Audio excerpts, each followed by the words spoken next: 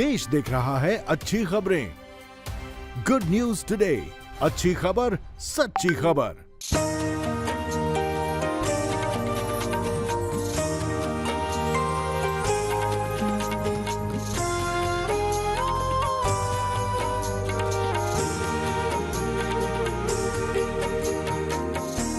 देश है प्रथम रखे यह ध्यान, अग्रणी शिक्षा का संस्थान। देश है प्रथम रखे यह ध्यान, अग्रणी शिक्षा का संस्थान। बना जो महाराजा के नाम, हमारा अग्रसेन संस्थान। Maharaja Agrasen technical education society की स्थापना इस दृष्टि के साथ की गई थी कि सभी युवाओं को उच्च शिक्षा प्राप्त करने का सौभाग्य प्राप्त हो, उन्हें भारत की संस्कृति एवं परंपराओं से रूबरू कराया जाए। तो इसी विषय में आज हम स्वागत करते हैं हमारे खास मेहमान का, जो कि हमारे साथ मौजूद हैं डॉक्टर नंद किशोर गर्ग जी, जो कि founder and chief advisor of METS हैं। डॉक्टर गर्ग जी, मेट्स की स्थापना कब और कैसे हुई थी? 1998 में जब मैं दिल्ली सरकार में शिक्षा विभाग देखता था, उस समय एक समस्या थी दिल्ली में कि 100 साल में दिल्ली के अंदर एफिलिएटिंग कॉलेज, यूनिवर्सिटी जिसमें एफिलिएशन हो सके, वो दिल्ली विश्वविद्यालय के अलावा कोई नहीं था। जेएनयू था, जामिया था, ये सब के सब वो यूनिवर्सिटी थी जहाँ दूसरा कॉलेज उनसे संबंधित नहीं हो सकता था। और दिल्ली यूनिवर्सिटी की एक लिमिटेशन थी कि वो 70 कॉलेज ऑलरेडी थे, वो सेल्फ फाइनेंसिंग मोड में जो कॉलेजेस हों उनको एफिलिएट नहीं करते थे। दिल्ली के स्टूडेंट सारे के सारे जो इंजीनियरिंग पढ़ना चाह रहे हैं, मेडिकल पढ़ना चाहते हैं, प्रोफेशनल पढ़ना, वो जाते थे महाराष्ट्र, कर्नाटका, तमिलनाडु, आंध्र प्रदेश इत्यादि स्टेट। और घरों से बहुत दूर जाना, बहुत महंगी पड़ती है शिक्षा। इसलिए जब हमारी सरकार थी, मदन लाल खुराना जी मुख्यमंत्री थे, साहिब सिंह जी शिक्षा मंत्री थे, और शिक्षा विभाग और कई विभाग में देखता था संसदीय सचिव। उस समय हमने भारत सरकार से परमिशन मांगी, नरसिम्हा राव जी की सरकार थी, कि दिल्ली के अंदर एक यूनिवर्सिटी हम दिल्ली स्टेट की खोलना चाहते हैं, जिसमें यहाँ नए कॉलेजेस खुल सकें सेल्फ फाइनेंसिंग के और उनकी एफिलिएशन हो सके। तो 3-4 साल की मेहनत के बाद भारत सरकार ने हमें परमिशन दी और इंद्रप्रस्थ विश्वविद्यालय के नाम से 1998 में एक्ट बनाया हमने। उस एक्ट के अंतर्गत उसका प्रारंभ किया और उसके अंदर जो पहले इंजीनियरिंग कॉलेज जुड़ने थे उनमें सभी अफसर कहने जी कॉलेज तो आप खोलने वाले को ढूंढ के लाओ, यूनिवर्सिटी तो बन गई है तो उसके लिए कॉलेजेस कौन खोले। कॉलेज खोलना कोई आसान नहीं, ज़मीनें चाहिए, सब कुछ चाहिए। तो फिर हमने बातचीत की तो सिख समुदाय के गुरुद्वारा प्रबंधक कमेटी को राजी किया। एक महाराजा सूरजमल डिप्लोमा के कोर्सेज चलाता था, उनको राजी किया। और फिर लोगों ने कहा कि आप भी हिम्मत करो ना, आप इतने बड़े हॉस्पिटल चला रहे हैं, मेडिकल कॉलेज चला रहे हैं देश के अंदर। तो हमने भी एक सोसाइटी का गठन किया 1998 में जुलाई में, और लगभग 20 ट्रस्टी जोड़े हमने उस समय, और ये सोचा कि हम भी शुरू करते हैं। भगवान की कृपा थी, महाराजा अग्रसेन जी के नाम पर शुरू में हमने 20 ट्रस्टी 11-11 लाख रुपए डोनेशन देने वाले इकट्ठे किए, संस्था बन गई। और 99 में हमने एफिलिएशन के लिए अप्लाई किया दिल्ली सरकार में। इतनी देर में गवर्नमेंट बदल गई थी, उसके बावजूद खैर कोई दिक्कत नहीं आई, और हमने Maharaja Agrasen institute of technology प्रारंभ की। तो शुरू में तो अपना कैंपस नहीं है, तो सुल्तानपुरी में गीता विद्यालय, जिसका मैं फाउंडर था, राष्ट्रीय स्वयंसेवक संघ का विद्यालय था, वो हिंदू शिक्षा समिति, उनसे हमने कहा कि हमें एक फ्लोर पूरा दे दें आप, और 50 कमरे हम बना देते हैं एक्स्ट्रा, उसमें हम कॉलेज करेंगे और 5 साल में आपकी प्रीमिसेस खाली कर देंगे।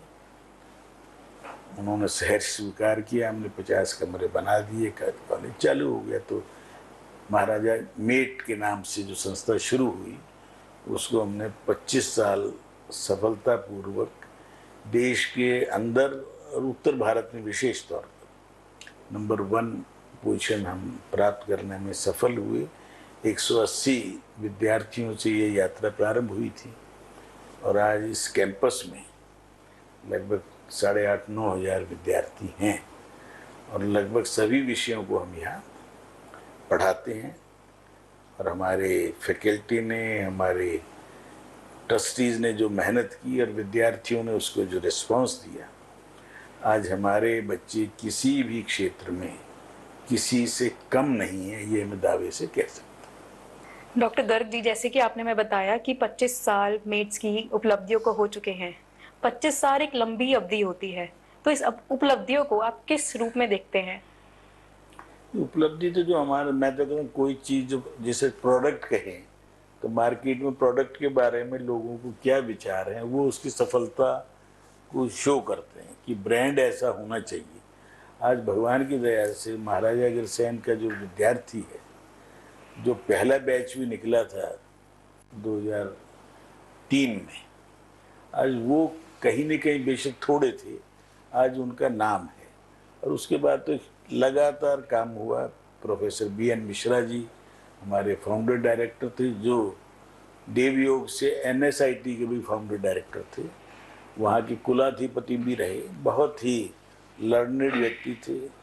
उनके साथ प्रोफेसर ग्रोवर थे और दिल्ली कॉलेज ऑफ इंजीनियरिंग के जो भी रिटायर अच्छे प्रोफेसर हुए उन सबको हमने यहाँ जोड़ा। तो इसलिए हमारी फैकल्टी बड़ी स्ट्रांग हुई कि दिल्ली कॉलेज ऑफ इंजीनियरिंग देश का सर्वश्रेष्ठ कॉलेज में आज भी टॉप 10 में है।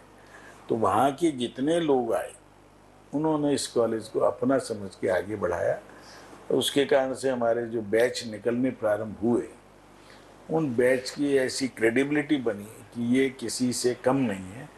और हम 2007-8 तक तो मुकाबला दिल्ली कॉलेज ऑफ इंजीनियरिंग से ही होने लग गया हमारा।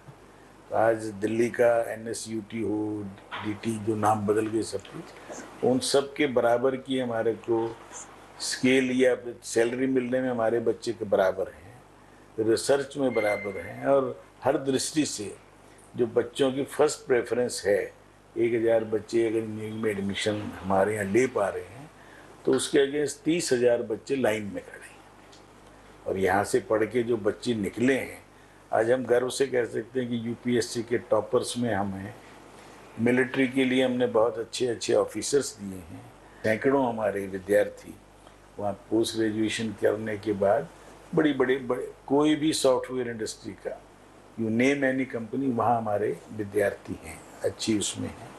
तो यही खुशी होती है, जैसे माँ बाप को खुशी होती है अपने बच्चों को, हमें लगता है कि हमारे भी आज 20-25 हज़ार जो बच्चे हैं वो जीवन में सफलता की सीढ़ियाँ चढ़ रहे हैं। तो हमारे 200 ट्रस्टी हैं, उनको क्या लगता है ये हमारे परिवार के लोग, तो इनकी आगे बढ़ते हुए देख के माँ बाप खुश होता है या गुरु खुश होता है। तो हम भी उसी श्रेणी के लोगों में हैं कि इन विद्यार्थियों में जब किसी चैनल पे कोई आदमी समाचार पढ़ रहा है और वो हमारा बच्चा है तो हमें लगता है कि ये बच्चा अपना है। PMO में मोदी जी की स्पीच के लिए इनपुट देने वाले 3-4 बच्चे हैं। तो आज कोई ऐसा क्षेत्र नहीं जहाँ महाराजा अग्रसेन की विद्यार्थी ना हो, और यही हमें खुशी मिलती है। रोजाना कोई ना कोई 10-5 ऐसी अच्छे बच्चे मिल जाते हैं जो पैर छूने के बाद ये कहेंगे जी मैं आपका विद्यार्थी था। तो इस सेटिस्फेक्शन के लिए हम, हमारे सहयोगी, हमारे वर्तमान चेयरमैन विनीत लोहिया जी, इनसे पहले हुए स्वर्गीय प्रेम सागर जी गोयल जो 2-3 टर्म हमारे अध्यक्ष रहे, इन सब लोगों की मेहनत रही है। टेकचंद जी हमारे फाउंडर जनरल सेक्रेटरी थे, रोशनलाल अग्रवाल जी, लाला मांगीराम जी एक्शन ग्रुप, और सूर्य रोशनी के वासुदेव जी आज बेशक हमारे बीच में नहीं है, पर इन लोगों का आशीर्वाद हमारे साथ है। और आज ये जो काफिला चला, इसी से फिर मेम्स निकला, 2003 से शुरू हुआ। उसके बाद हमने महाराजा अग्रसेन यूनिवर्सिटी, जहाँ राष्ट्रपति जी स्वयं उद्घाटन करने आए, यहाँ अटल बिहारी वाजपेयी जी ने किया, APJ कलाम साहब आए। ऐसा कोई देश का लर्नेड एकेडमिशियन या पॉलिटिशियन नहीं है जिसका आशीर्वाद हमारे बच्चों को ना मिला हो। ये खुशी के पल हैं और इसी यात्रा को आगे बढ़ रहे हैं। निश्चित रूप से ही Maharaja Agrasen technical education society के विद्यार्थियों ने भारत का नाम ऊंचा किया है देश विदेश में। सो मैं सर आपसे जानना चाहती हूँ कि ऐसी कौन सी याद है जो आपको याद दिलाती है कि मैंने 25 साल की जर्नी में जो आपको इन्फ्लुएंस करती है? ऐसे कई उदाहरण हैं, परंतु मुझे दो तीन चीजें ऐसा लगता है जैसे प्रोफेटिक वो रहा हो, ऊपर वाला मुझसे कुछ करा रहा है या कहलवा रहा है।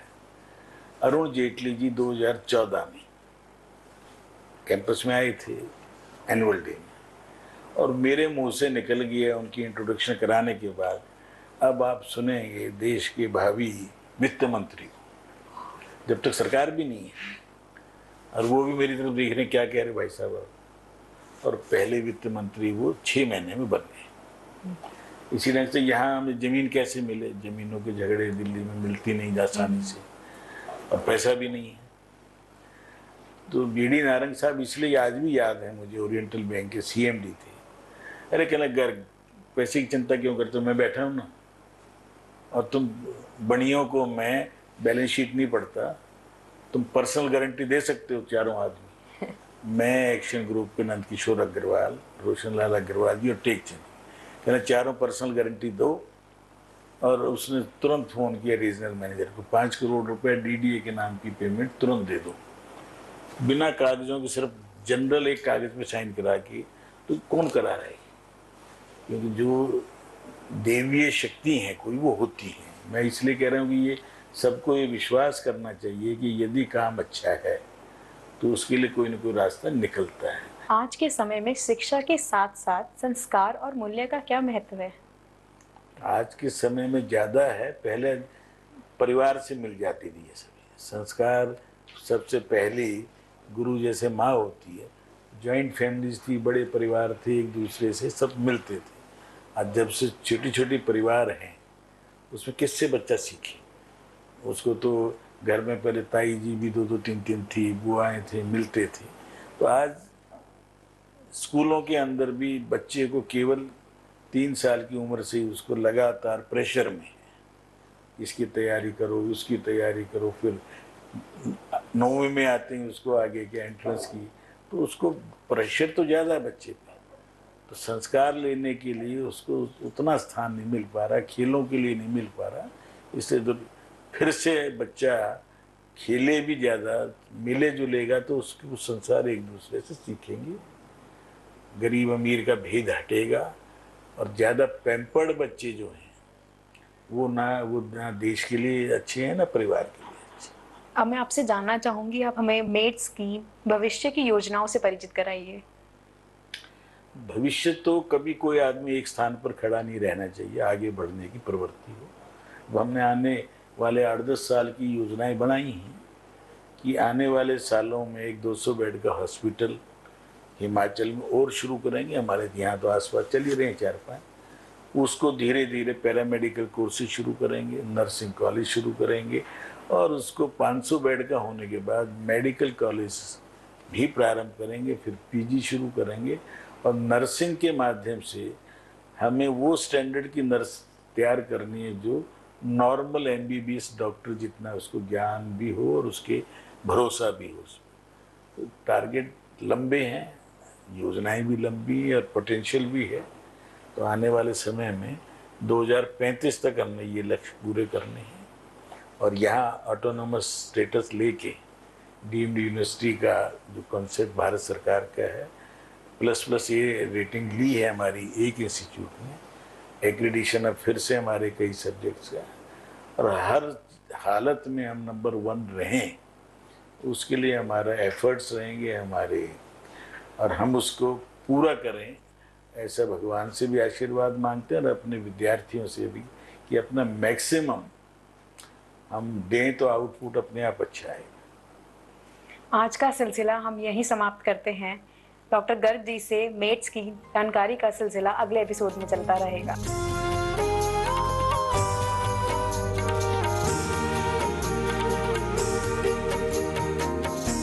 देश है प्रथम रखे यह ध्यान, अग्रणी शिक्षा का संस्थान। देश है प्रथम रखे यह ध्यान, अग्रणी शिक्षा का संस्थान। बना जो महाराजा के नाम, हमारा अग्रसेन संस्थान।